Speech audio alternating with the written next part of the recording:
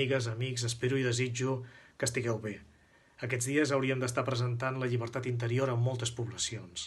Agramunt, Cardedeu, Granollers, Igualada, Sant Cugat, Gelida, Olot, Vic, Terrassa, València i moltes altres poblacions.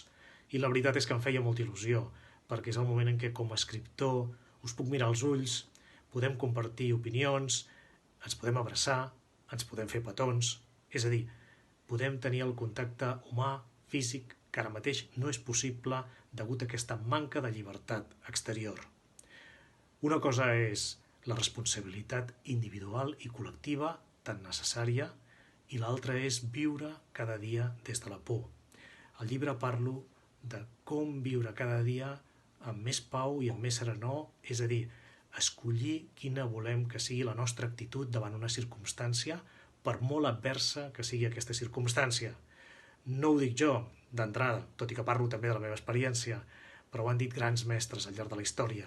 El primer d'ells, Viktor Frankl, aquest gran psiquiatre jueu, els nazis van matar la seva dona i els seus pares, ell va estar a 2 camps de concentració i tot i això va dir que a la persona se li podia arrabassar tot, excepte una cosa, l'última de les llibertats humanes, va escriure Viktor Frankl, l'elecció de l'actitud amb què afrontar les circumstàncies, és a dir, la llibertat interior.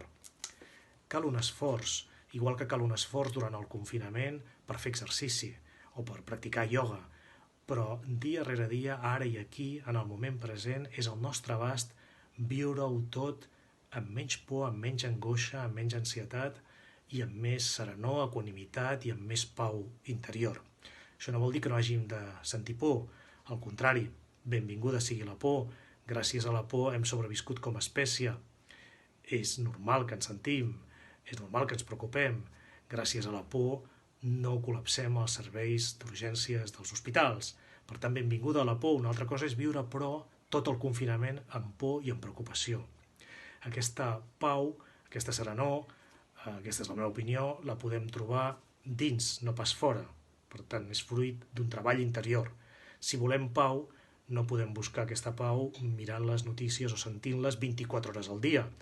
És evident que els companys, periodistes, dels serveis informatius, en aquest cas mal m'està dir-ho, de TV3 i Catalunya Ràdio, estan fent una gran feina aquests dies. Ells i elles i d'altres professionals d'altres mitjans.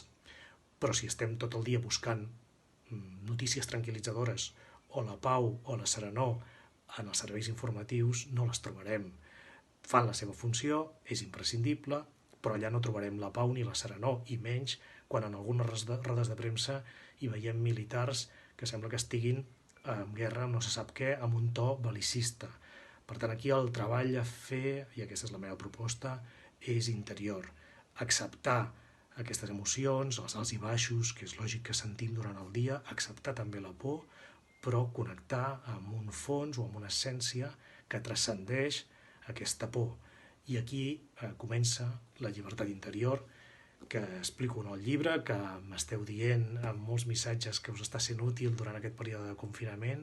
Jo us ho agraeixo de tot cor, però també us he de dir que m'estimaria més que no hagués de ser útil en un període com aquest.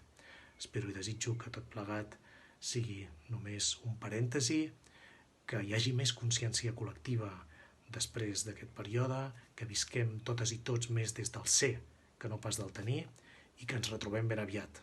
Us envio una forta abraçada.